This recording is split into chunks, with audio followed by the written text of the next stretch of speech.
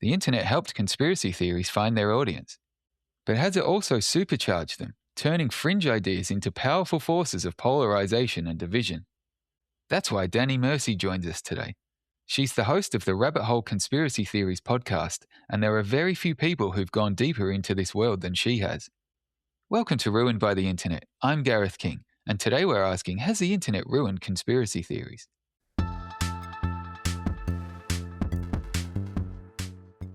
Dani, thank you so much for joining us and welcome to Ruined by the Internet. Thank you so much for having me. I'm really excited to be here. We are here today to discuss how the internet and technology has potentially changed the world of conspiracy theories over the last few decades.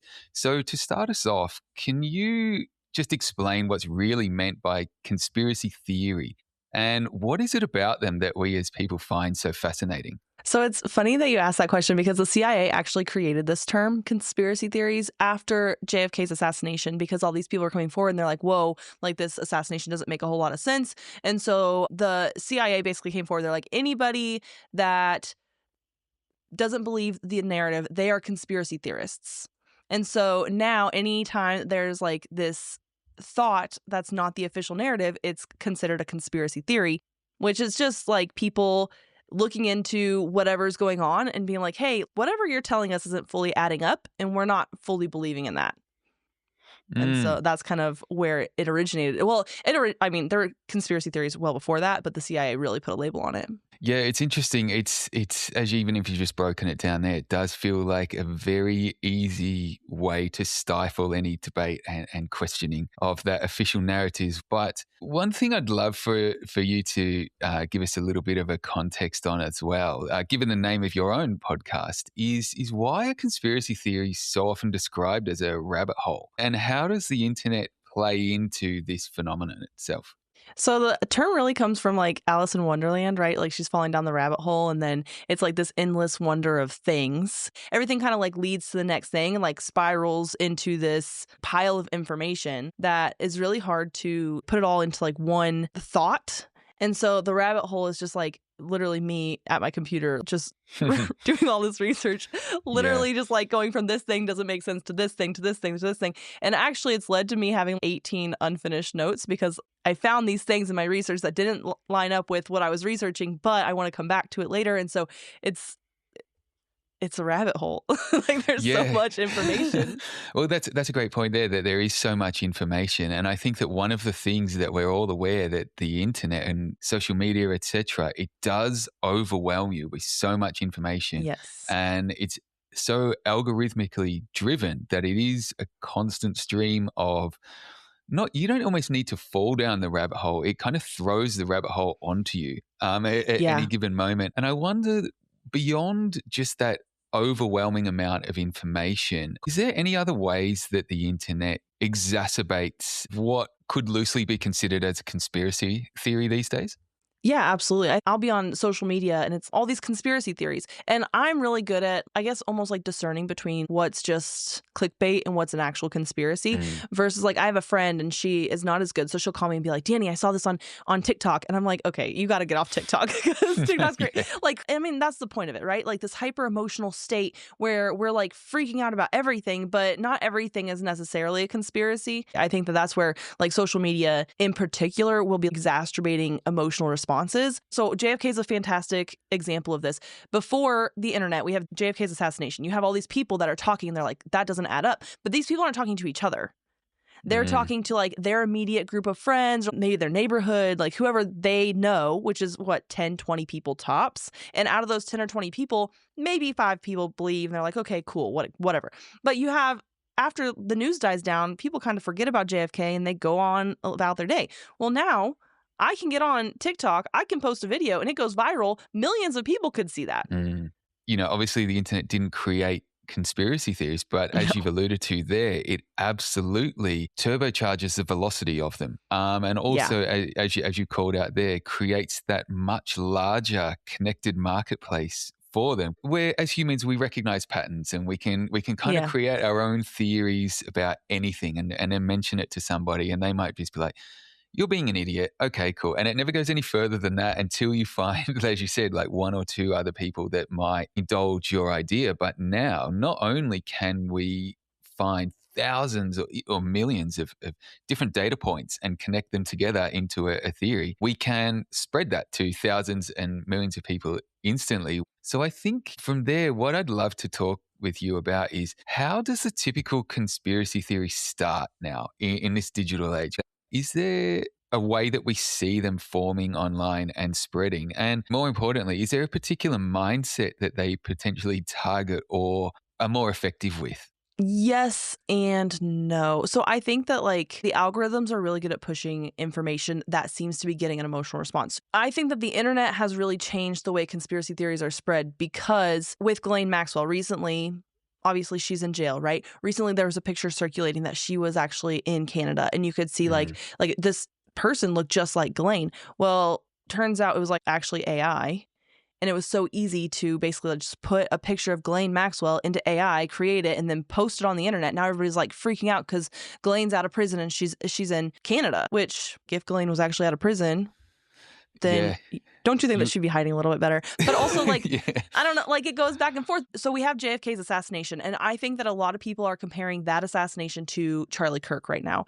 And so Charlie Kirk gets shot instantly within hours. I'm getting flooded with messages because it's a conspiracy. It wasn't this person, it was that person. It was like, why'd they kill him? It was a hologram. It was this, it was that. His wife's involved. Anyway, the point is, with JFK, the grief that everyone felt instantly, and then started to kind of step back and be like, wait a second, like that doesn't add up. And even with like 9/11, you see that a little bit. But with 9/11, we have more videos. The internet's around, but it's not as advanced as it is today. So you have these videos and you're like, wait a second. But it was still slower to spread, right? And that's an interesting point there around, I guess, the progression in sophistication of technology. The two assassinations that you've mentioned, obviously the recent Charlie Kirk one. I remember, I was waking up here in Australia and it was morning, and as a lot of us do, like we'd get a coffee and check our phone first thing, and I was just like, oh my God, this thing's just happened.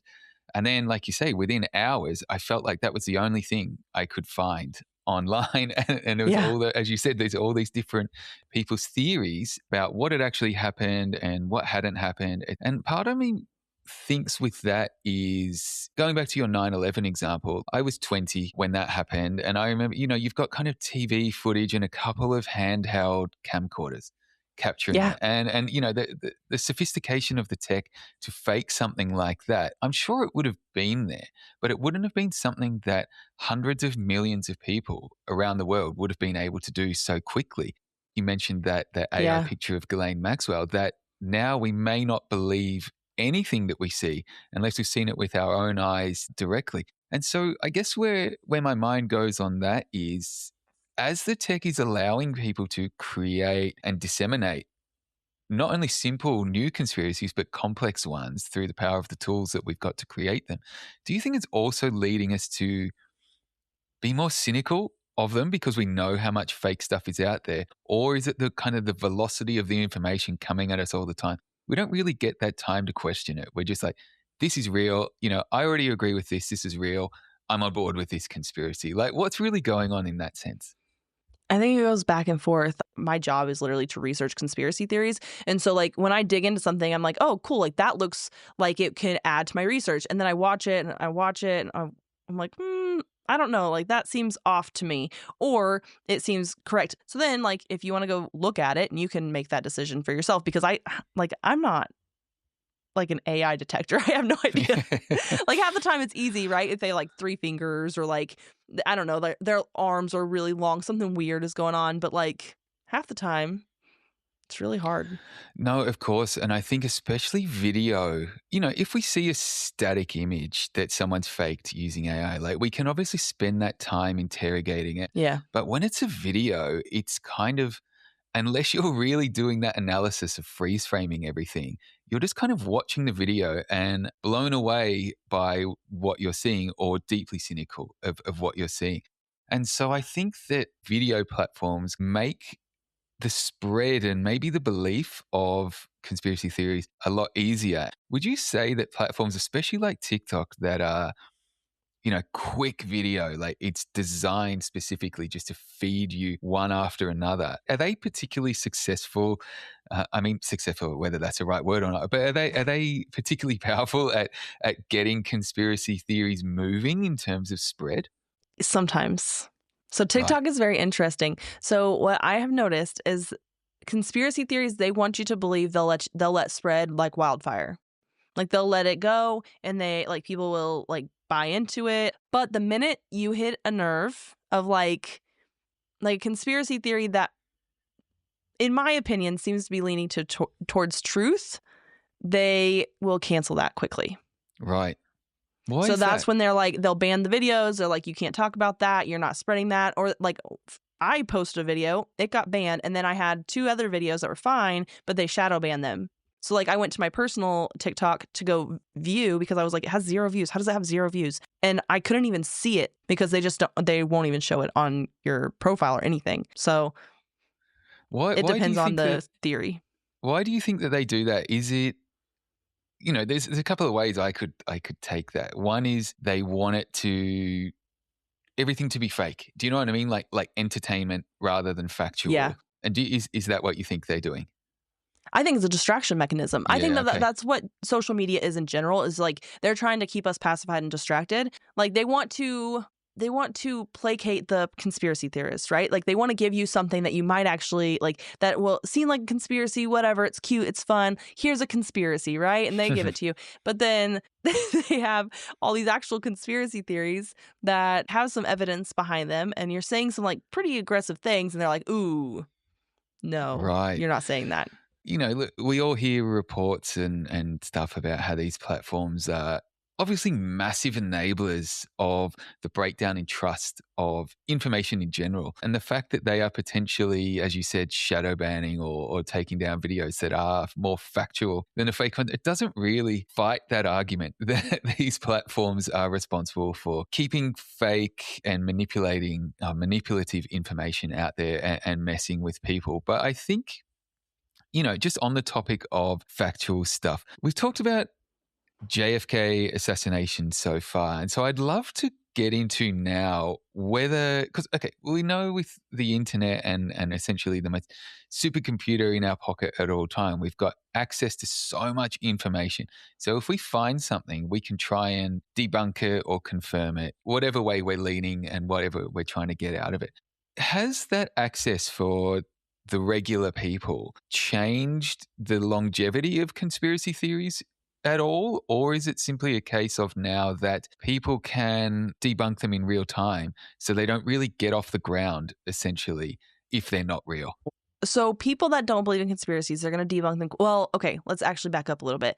The mainstream is going to try to debunk conspiracy theory instantly. They love to debunk things, but even if you just go to like news sites because you're trying to look up whatever, and they have, oh, this is the conspiracy theory, and even in the title, it's like conspiracy theory, and then it has the name of it, and it says debunked, and it just like reaffirms the main narrative and it's like conspiracy theories are crazy. Yeah, And yeah, so yeah.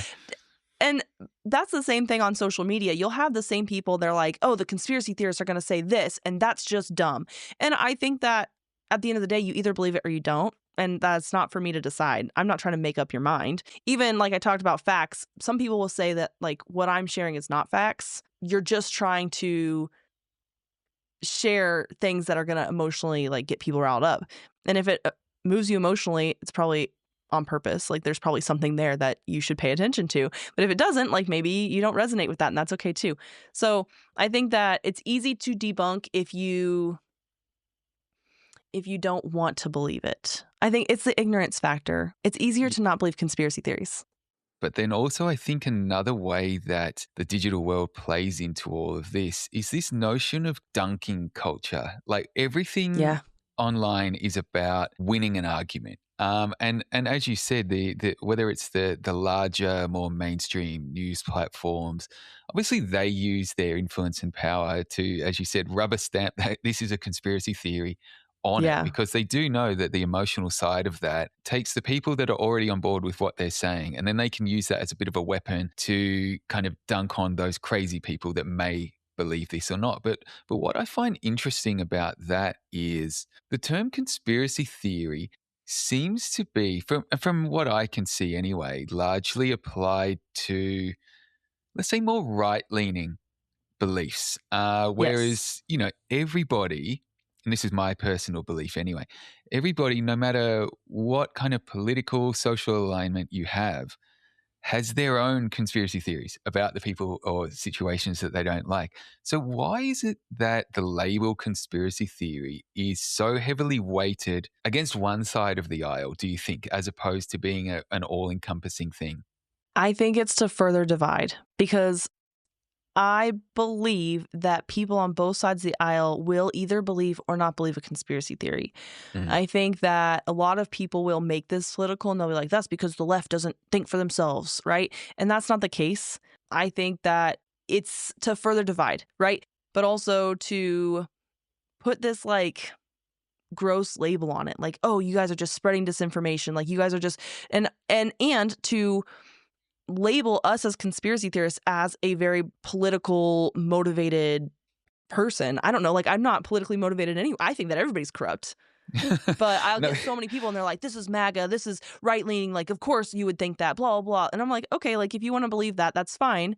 It doesn't affect me. But at the end of the day, if you believe that your politician is doing the right thing, you should call them. You Yeah. should talk to them. And again, like from what I can see, I feel like the label conspiracy theory is, as I said, so heavily weighted in one direction. But I think the ability of humans for pattern recognition, we all have it, and everybody's making up their own theories on things. But I Yeah. guess where I was going with that was, let's rewind back to, say, the start of the pandemic. Now, there was a lot of very, very fast spreading conspiracy theories, we can call it, Yes. regarding the virus and things like that. One that I found particularly intriguing and amusing was this notion of like 5G towers were like spreading the virus. And I was like, I don't know how this would work, but like the ability for people to kind of put things like that together and then spread everywhere. And then, of course, there was all different sorts of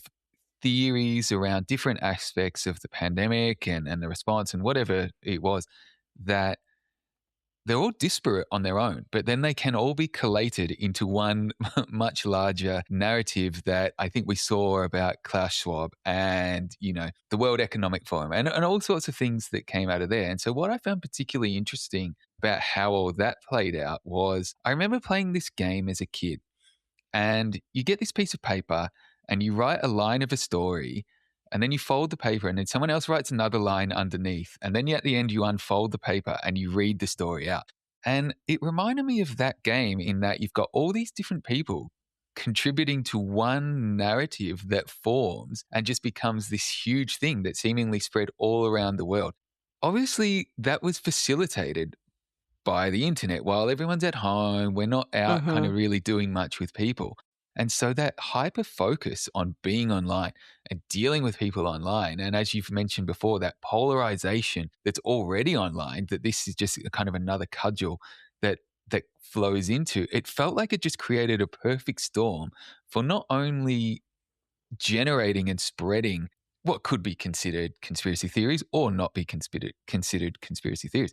But it also felt like that was a real watershed moment when, for me personally, I noticed that the label conspiracy theorist became so liberally used across everybody that may have had a question about anything, and not just to do with COVID, like anything in general, Yeah. that we've kind of never recovered from.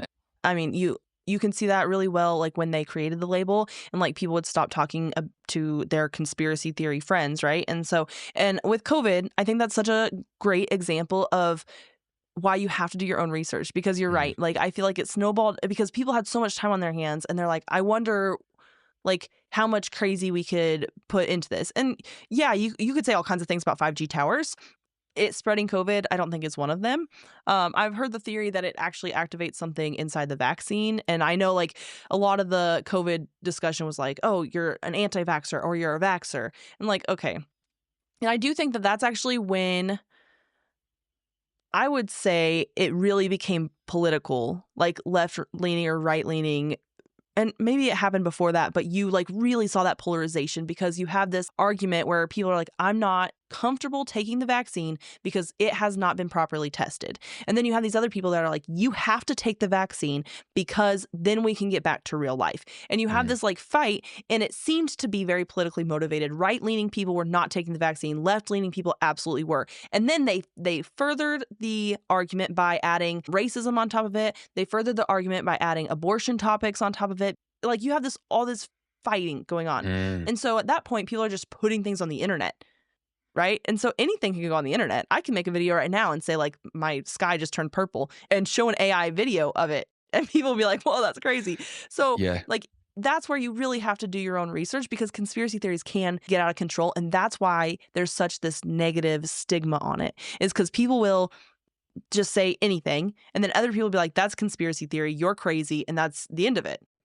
That phrase, do your own research. Now, that is a particularly interesting one to me because from where I stand, anyone that may not believe a conspiracy theory, like the ideal thing to do is to research it yourself. And it doesn't have to be a conspiracy theory. It could be anything that you may not believe is true. Like you should look into it yourself and find it. But exactly as you mentioned there, that phrase, do your own research, seemed to completely flip in this hyper emotional period of time that finding the truth became a bad thing. So yeah, I found that quite an interesting part of digital conspiracy theories over the last few years, that just trying to learn and educate yourself became a bad thing.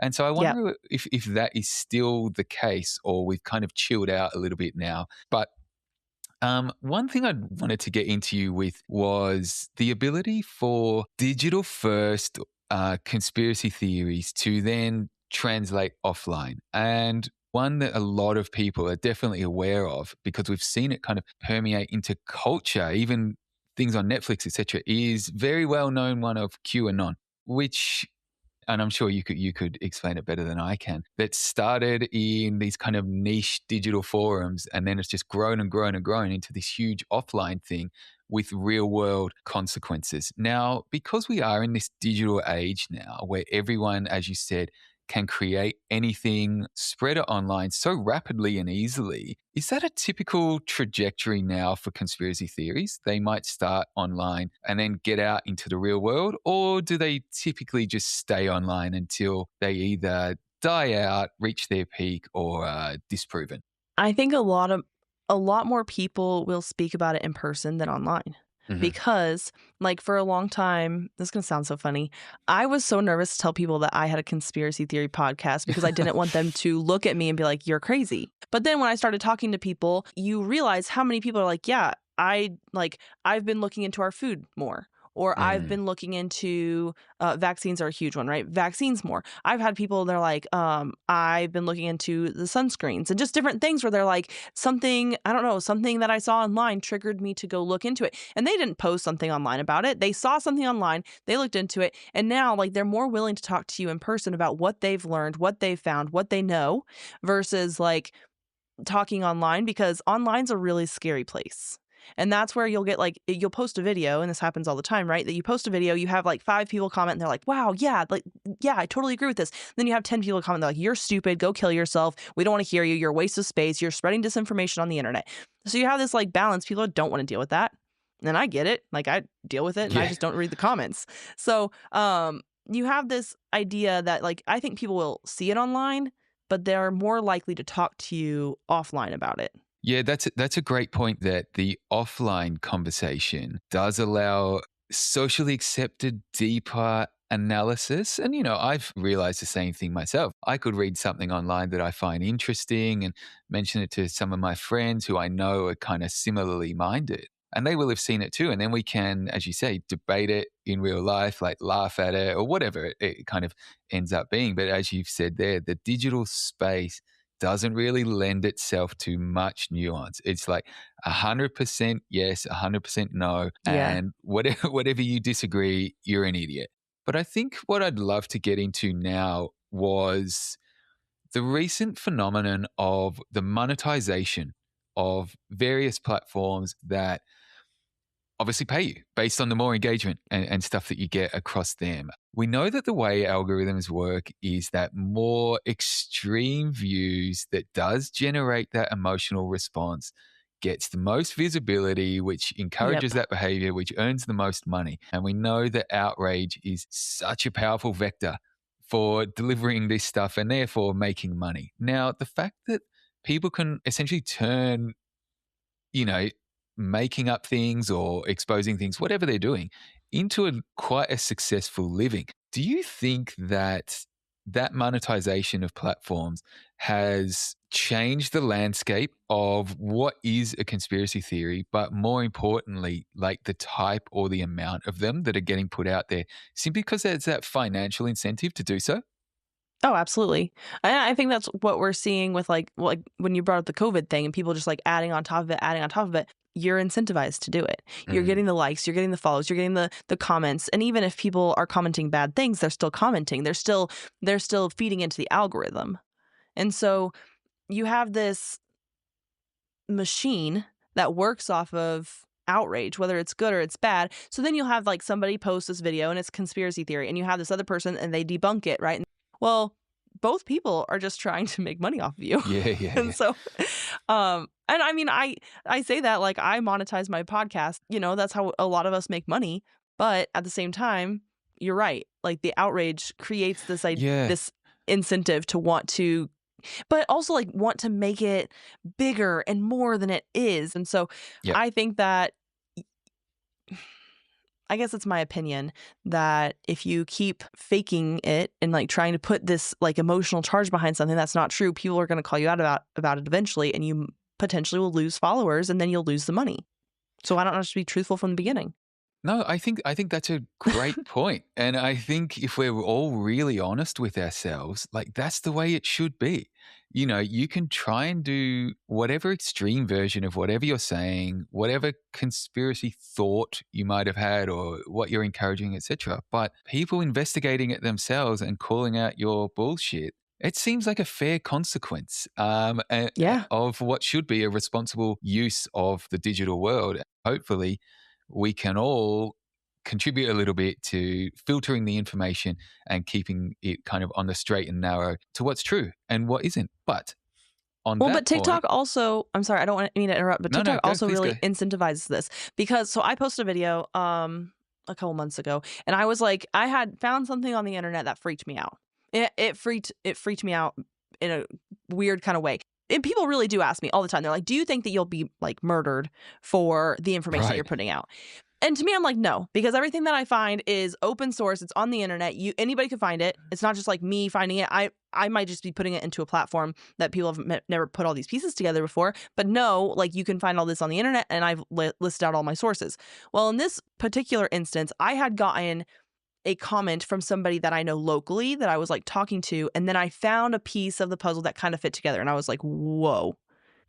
So that freaked me out. So I posted this very emotionally charged video on TikTok, and it didn't say anything. I was just like, if you've ever wondered if I've ever felt like I would be unalived for the information I found, I haven't until this moment. And I was very Wow. emotional about it, and that was it. That's all I said. And people, I don't know, that video blew up.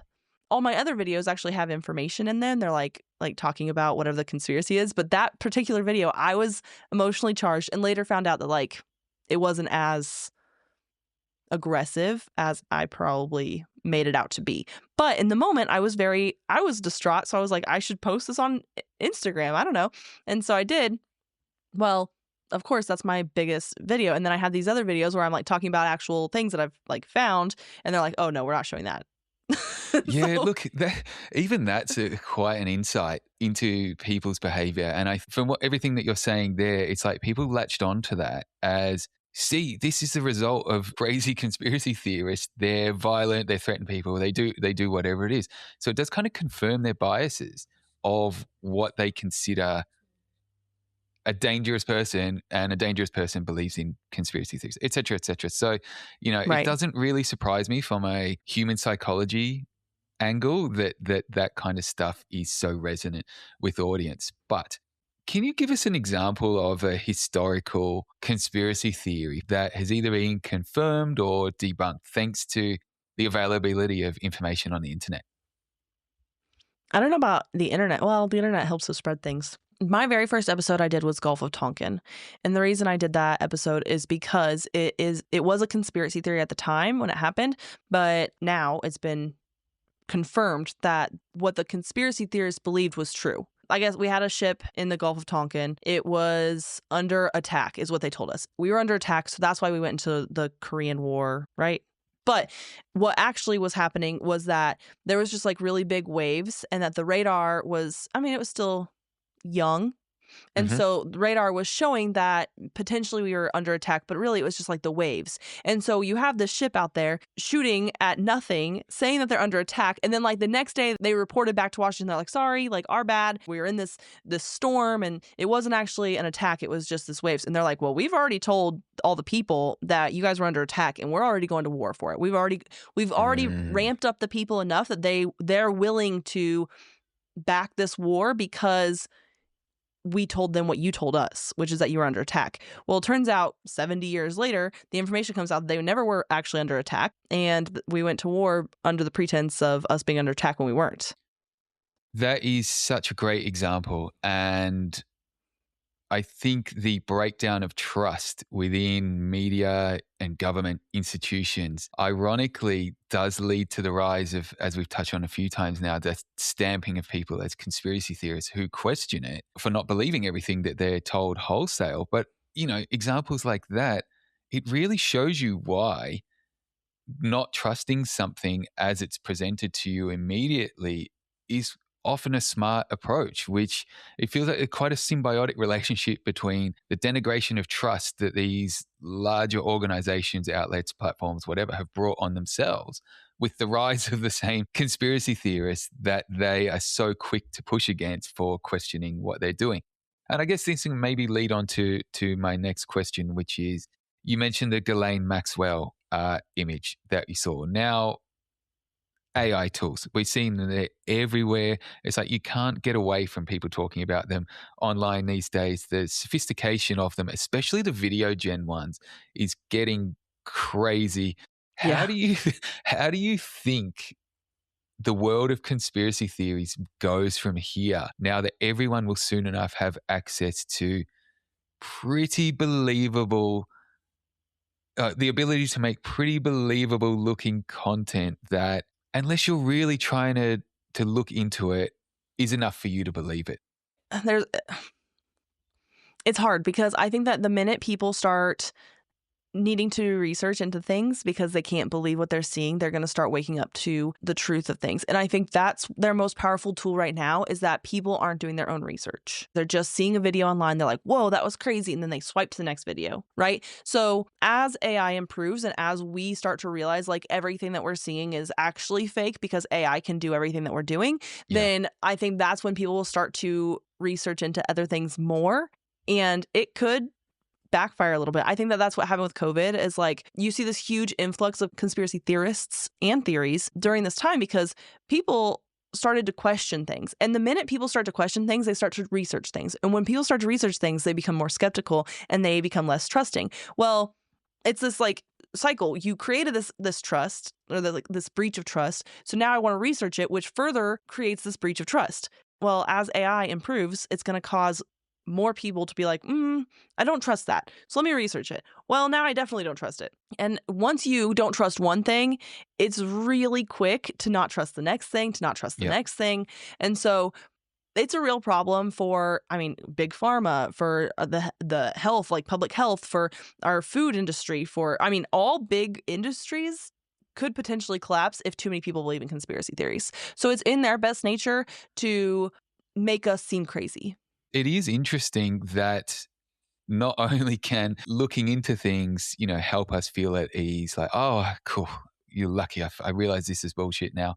But, the other point that you said there, like the more of this, what could be fake, it could be real, I'm not making comment on any of that here, but the more information that you are fed and uncover there, like the more you dig your heels in. And once you've gone so far down that rabbit hole, as they say, why do you think it's so difficult if someone's gone down one that's fake, we'll just use that as the example. Why is it so difficult to kind of pull them out of it? Is it because it's easier to convince someone to believe something that's wrong than convince them that they were wrong? I think it's the time commitment. I Right. think like you go down this rabbit hole and you go into it like looking to debunk it or looking to prove it, right? Whatever your goal is. And then you come out of it and you're like, I just spent all this time just to prove that I was wrong. Like, and people don't want to be wrong. Mm. It's really hard to go into something and want to prove yourself right and then come out of it wrong.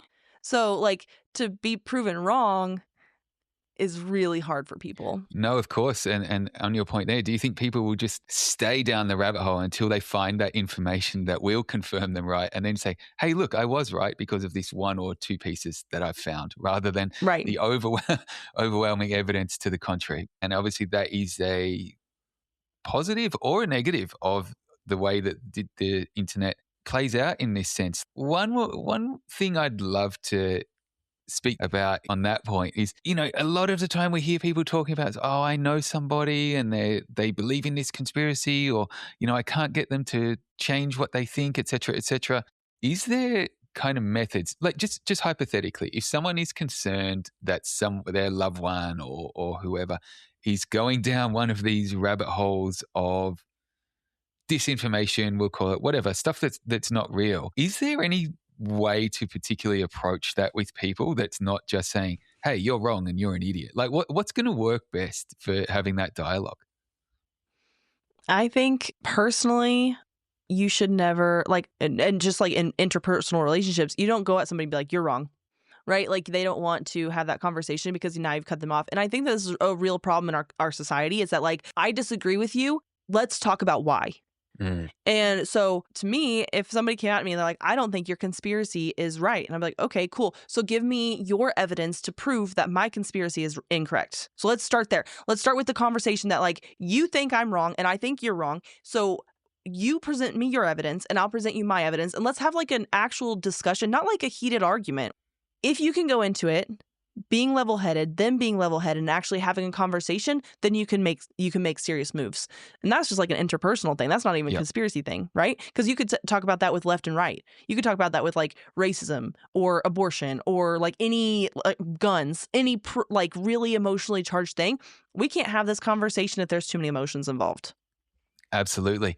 And I think you touched on something there, which it is bigger than conspiracy theories. It's a social level thing. And Absolutely. I think that one of the real negatives of the way that this algorithmic sorting and monetization and everything is so extreme and so quick, it doesn't lend itself at all to that nuanced discussion. And it feels like we're getting worse and worse and worse as we go. If we're honest with ourselves, we know it's all about that interpersonal relationships and just being nicer to people, kinder, and having your mind open to learning something new, whether it proves you right or it proves you wrong, but just having an interest in, because what I find so interesting about conspiracy theories personally is the creativity that people can put into them. And I think that they're knowing everything that we've spoken about, this flood of information and new conspiracy theories, looking back over, say, the last 20, 30 years, then, would you, as a conspiracy theory expert, say technology's been an overall positive or negative effect on the world of conspiracy theories, and why? I think both, because I think now it's easier for us to get the information, but I think that also it hinders like actual information, because as an example, like I did a Jim Carrey episode because of how he looked at the Caesar Awards. And so I was going through and people had sent me these videos of him exposing, and I say that in quotes, like secret societies on talk show hosts and trying to expose like all these different things. So I was like, that's really interesting. Is that why they cloned him and made him a different person, right? Because that's the theory. Well, so I'm going through all this and I'm finding these videos of him on these late night shows. And if you actually watch the full interview, that's not what he was doing. He was like making fun of the conspiracy theories that there are secret societies ruling Hollywood. So I was like, well, I can't use that because like it's not true. So you have this like battle online where it's like, well, I saw this video. Well, if you did like not even 2 minutes of research and went and saw the entire clip, then you No. would have found that the video's wrong. That is No, out of context. exactly. And it's such a great point that, as you said, it is such an emotionally charged space that everyone Yeah. is so susceptible to seeing something in their own unique way. And it's so fascinating to me that depending on what your preconceived thoughts or beliefs on the entire thing are, like you'll see something completely different in the same piece of information. And I can imagine that that's quite an interesting part of what you do in this is like just uncovering what people have come up with compared to what the real events that may or may not have happened in the world. Yeah. I mean, and there's all kinds of things. My podcast, I try to prove the conspiracy theory, or like I try to back up the conspiracy theory. That's the point. If you're there to learn about it, I'm trying to teach you about it. However, and I tell everybody, I don't debunk it. If you want to go and like debunk it yourself, that's easy to do. Anybody can debunk a conspiracy theory. I think it's harder to find all the pieces of a theory than it is to find like the debunked part of it. And so when you're listening to the podcast, or if you listen to podcasts and it sounds very much like I'm pro-conspiracy, that's the point. Like I'm trying to That's an interesting point there too, that it's very easy to debunk something because you could find one piece that to you on a personal level is the magic bullet that is going to debunk an entire complexly woven narrative. And you'll just back yourself on that. And so it's interesting that to prove something real, you need almost a gigantic case file of evidence. But, you know, in our minds to disprove something, it's just like, oh no, I saw a video that said this. Right. So you're completely wrong, which is mad when you think about it. Thanks so much for that, Dani. What have you got coming up and where can people importantly follow what you're up to? You can kind of follow me anywhere, like all the big platforms, like podcast platforms. I'm on YouTube. I'm on Rumble. I just finished an Ellen DeGeneres episode, so that's like been really popular. People are really excited about that. And Wayfair, both those just came out.